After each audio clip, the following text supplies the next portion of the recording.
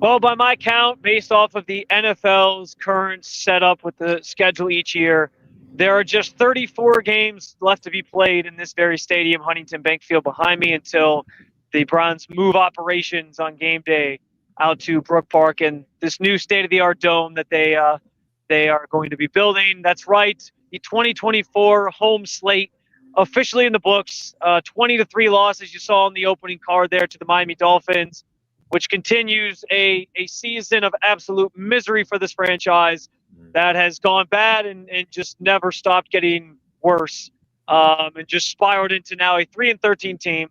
There is a silver lining to that, which we'll talk about here coming up in this post-game reaction. But, Anthony, I do think the natural starting place for this game obviously is at the quarterback position, and the fact that Dorian Thompson-Robinson put together yet again a dud performance running this offense, and the offense was just not efficient whatsoever. It looked very reminiscent of last week.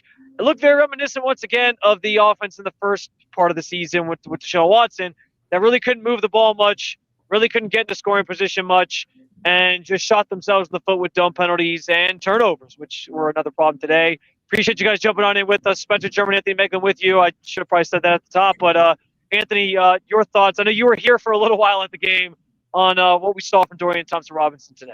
Yeah, just a total bummer again from DTR. And I kind of fancy myself as a DTR fan. I've wanted him to be good, and I've wanted him, to be successful, and maybe not so much as the next future Browns starting quarterback, but be a part of the team, a backup, a third string, whatever you will. But he just doesn't have it. Whatever it is, when you watch him play, you know that he doesn't have it. And again, today was another great example of it. 24-47, no touchdowns, one interception, 170 yards, just not good at all. And some of the big things that stood out, like the interception he threw over the middle of the field, like that's a big boy throw, right? That's an NFL type throw, and he wasn't able to make it. And then you get down in the red area twice, and you get in the low red area into positions where you have to score touchdowns, and you are unable to do it. And it just was like it's a bummer for the kid. You feel really bad for the kid because, and Stefanski even said it. He goes, it's not for lack of trying. Like, the kid works really hard. Yeah. He wants it really bad. It's just sometimes you can want it as much as you do, but it doesn't matter, right? It doesn't matter. You got to go out and show it, and you got to go out and do it. And again, he wasn't able to do it today. Yeah, 170 yards, but he didn't eclipse 100 yards until like midway through the fourth quarter. Like, it took him that long to get to 100 yards passing in this game. He now has 1 touchdown to 10 interceptions. Not like in his career, in 2 seasons, 1 touchdown to 10 interceptions as a quarterback, which is not a very good figure. And you do feel bad for DTR in the sense that he works hard, he's trying, but it just doesn't come together on the field. And for the I guess second time this season, every time Kevin Stefanski has basically been asked, are you making a change at quarterback? And he has said, no comment on that right now. After a game, it has led to him changing quarterbacks. And I guess it only happened one other time this season. But usually when he's not changing quarterbacks, he's pretty definitive in his answer. And after the game today, he was asked about whether or not he would consider somebody else. And his answer was flat out, I'm not ready to talk about anything like for next week. So I think that might be pretty telling. There was supposedly an evaluation process going on with DTR, and you're trying to figure out like what he officially is, if he's part of your future plans in any capacity. That doesn't mean as a starter even. That could mean as a backup. And if they make a change here going into Week 18, I think the same way I said them going from Jameis to DTR, I think going from DTR back to Jameis or DTR to Bailey Zappi signals that they don't really see a path forward with DTR either. So I don't know. It's an interesting situation, but yeah, the quarterback sort of remains a mystery here going into Week 18, which I guess if that's something that entices you into finding out what another quarterback might have in Week 18 and watching a game that you might not otherwise watch, there you go. You might have something to latch on to. We'll find out what Kevin Stefanski says on Monday. Yeah, it just was like, just you wanted it to go so well. And like you said, they were using this time to evaluate him. He even talked about it. I think you asked the question a couple of weeks ago, like, hey, what's your approach? He goes, hey, this is a tryout for me. The tryout's been done. And unfortunately, you kind of know what you got in him. And now the Browns at least have an answer, right? I think you and I talked about it last week here. Maybe the answer is that, that he can't do it. And maybe it is, you got to figure out, what the pathway is forward. And we're going to start to see some of those dominoes fall here in the next couple of weeks. I see a comment from Joe Letterman who says, gosh, you guys are a mess. And I can't tell if he's referring to us specifically or if he's referring to the Browns. So I guess if it's us, sorry, I don't know what to tell you. I tried to fix my hair as best I could, but it's windy out here. Yeah. If you're talking about the Browns, it's been 17 weeks. 17 weeks. You say you thought of it, said the Browns. That's so good. That's so good. Yeah, they are definitely a mess. It's been 17 weeks of a mess, so welcome to the mess. But I mean, listen, the proof I think at this point is in the pudding on DTR. I think I've kind of felt they understood what they had in him, but sure, give it one last opportunity to sort of see what he could bring to the table. And I think now the jury is officially closed, the book is officially closed on what Dorian Thompson-Robinson could potentially be in this league. We'll see if that does lead to a quarterback change or not. One thing that was interesting from a game plan perspective, though, at Megs, was the fact that they targeted Jeudy 18 times today, which was a far cry from last week when he got targeted 3 times, made 2 catches for, I think, 20 yards. He finished today with 12 catches, which was a career high, 94 yards, and would have had, I think, 4 other receptions if he hadn't dropped the ball a couple times today, 4 times today. And so, it continues to I guess my larger point here is, like, they clearly took last week to heart and said, okay, we got to make a concerted effort. And DTR took last week to heart and said, I got to make a concerted effort to get my best play of the football, which is a good strategy. I'm not saying it was wrong. But, obviously Jerry didn't make the most of all of them with the drops and all that. But I don't even know if the 4 drops would have made a big difference.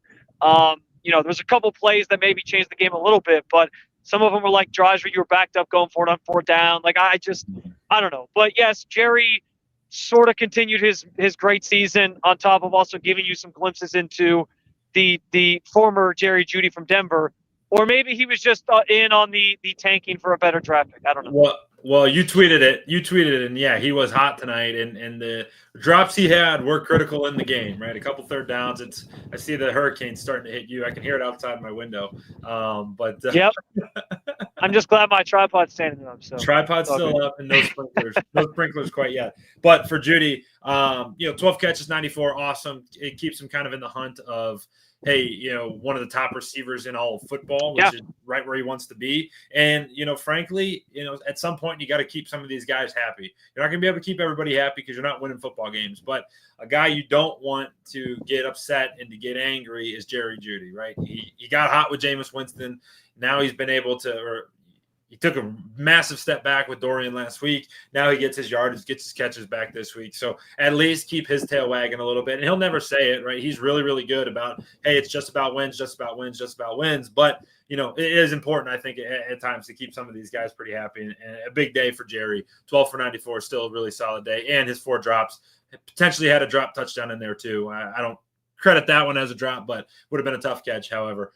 Still would have been nice to get him in the zone. I got to bring this up because I'm not mad at all that they tried to target Jerry Jeudy 18 times. That's what you should do. And I'm certainly not mad that he was the focal point of the game plan. I mean, listen, he's your best player on offense. No Cedric Tillman, no David Njoku. Jerome Ford went down with an injury at one point in this game early on. And he actually looked like he had some momentum today, running the football again, kind of building on what he had done the last couple of weeks. Goes down with the ankle injury. For what it's worth, I did see him in the locker room. He didn't have a boot on or anything. So that seems like good news on the injury front for him. But just as an aside there. But can I ask you, Megs, am I crazy for thinking that the game plan was not – what kind of game – in what world does Ken Dorsey think that DTR throwing the football – what did he throw? 46 times? 46 times is like what you should be doing with that quarterback. Like I understand when you were doing that with Jameis. He's a gunslinger. He's out there. Your best chance to win was with Jameis throwing it around the field. Fine. But with DTR and what they know about DTR as a quarterback and the fact that he's a running threat that Jameis Winston isn't, What are they doing throwing the ball 46 times with DTR? Like that, and they threw it that many times, but it still took you to the fourth quarter to get to 100 yards passing. Like I just don't understand what the vision was there, and maybe some of it was it just wasn't working. But I don't know. At this point, I see a real discrepancy with Ken Dorsey as the offensive play caller. This team is the offensive coordinator of this team.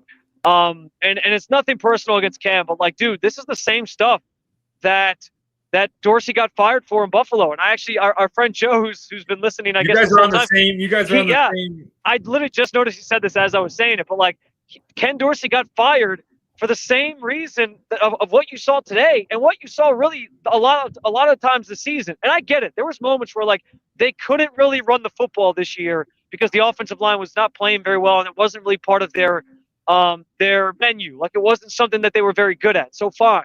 But on a day like today, last couple of weeks, run game's been working. Like you've been getting that thing moving a little bit. And I felt like even when Ford went out, Foreman had a couple runs that showed there was something there. I don't know how you throw the ball 46 times with DTR. That's not his game. If it was Jameis, sure, but it's not DTR's game, and you should know that by now.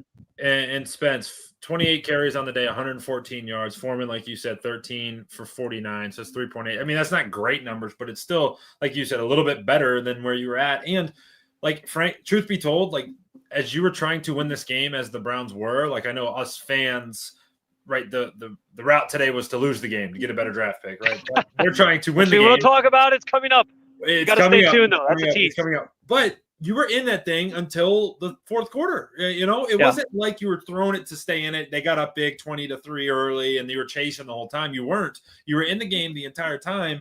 It's just that they've never had, even when Kevin was calling plays this year and when he turned it over to Ken, like they've never had an offensive game plan, in my opinion, that's looked like they're trying to accomplish something. Like it looks like, he's just has his play sheet, goes like this and like picks a play and is like, all right, this is the one, and calls it, because there's no connectivity. There's no, hey, we set up the play action pass with these 3 runs, or hey, we got into the screen play because we set them up by doing this, and this, or we got to this run look because, hey, earlier in the game we did it and we would have had it. We would have had the counter to it, or whatever it is. Like there's no connectivity to it, and you can see it. Like watch Kevin O'Connell in Minnesota call a game. Like everything's connected, and it's like it's very smooth and everything makes sense. You watch us call a game, it's like totally random. It's like, oh, deep pass, oh, short pass, oh, run, punt. Like nothing makes sense, nothing seems connected, and it's been that way for the last, for the entire season. I don't know what the future holds for Ken Dorsey. I can tell you there's likely going to be an overhaul of this offensive staff again this offseason, same way we saw last year. I think that probably includes offensive coordinator. I think there's going to be a new offensive line coach coming in. I think there's going to be a new offensive coordinator coming in, and there might be some other position groups that you're looking at as well. But yeah, like I just don't get it, and I agree with you. Like it doesn't feel like things are connected or sort of building off of each other to any sort of point. It just feels like, well, let's just go out and throw the ball as much as we can. And I don't understand the game plan when your quarterback is DTR. I'll leave that there for now. On the defensive side of things, Myles Garrett did reach another milestone in back-to-back weeks. He obviously got his 100th sack last week. This week, he added 2 more sacks to his resume this year, which gets him to 14 for the season. Reason that's a milestone, Megs, as I'm sure you're well aware, no player in the history of the NFL has ever had 14 sacks in a season for 4 consecutive seasons. So I know Myles likes to downplay these things. He doesn't like talking much about his personal stats after losses, and he, says he would trade them for wins. But it is still, I mean, maybe it's really not as exciting as I'm making it out to be. Maybe it's more depressing for fans because it's just more of a realization of how amazing and special Myles Garrett is. And unfortunately, it goes to waste in a season like this year where the team is 3-13. Yeah, it's I think equal parts angry. Yeah, he pisses you off, pisses me off. He's done a really great job. One thing that I've been super impressed with, right? You're in the locker room with these guys a lot, right? You see him face to face. I just see him through the screen.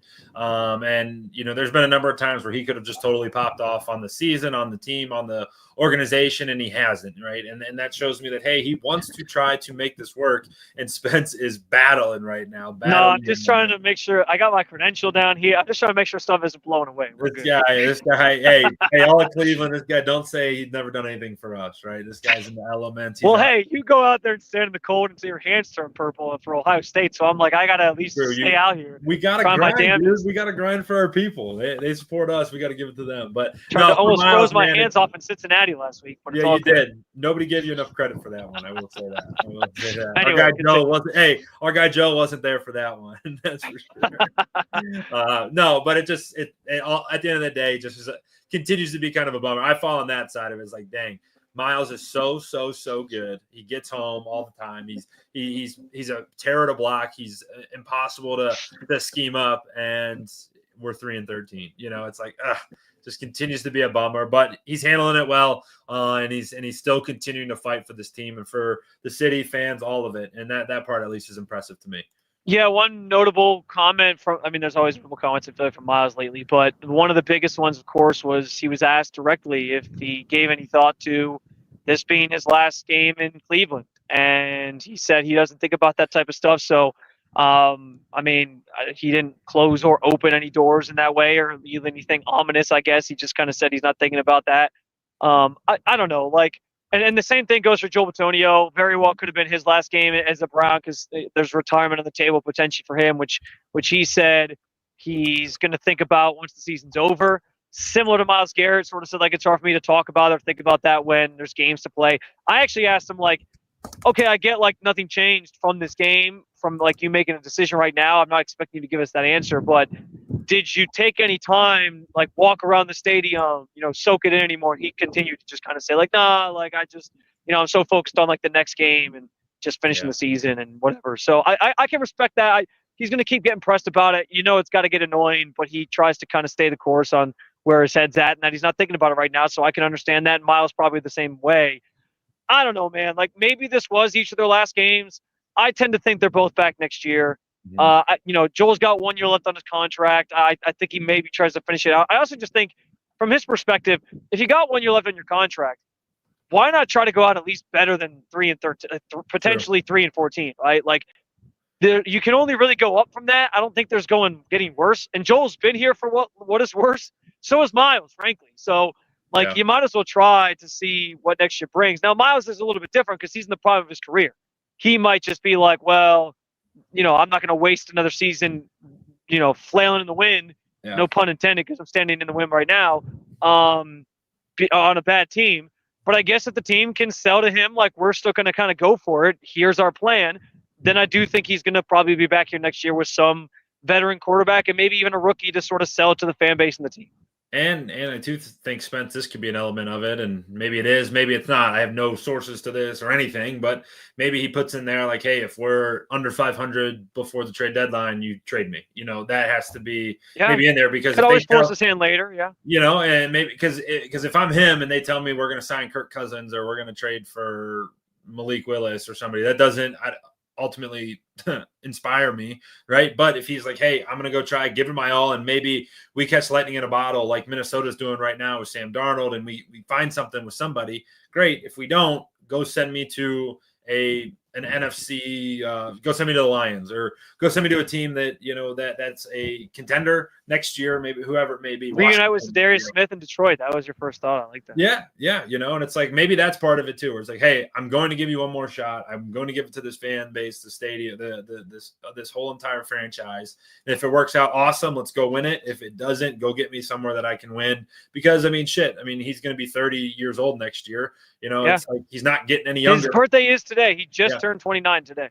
Yeah, and it's hard for me to say because he is a year older than me, but he laughed at it today. He was somebody asked him, how you feel? And he goes, I'm an old man now. And he kind of laughed it off. But, in NFL terms, all right, Miles, NFL 33, terms, man. Come on. You're not that old. Let's be real. But no, I think that's pretty well said in terms of just now how he can maybe map out his future and give the team an ultimatum of hey, if we're not in the picture after week 7, trade me at the deadline. And the trade deadline obviously got pushed back last year. They might try to push it back even further this next upcoming season. So we'll see what that kind of looks like down the line here.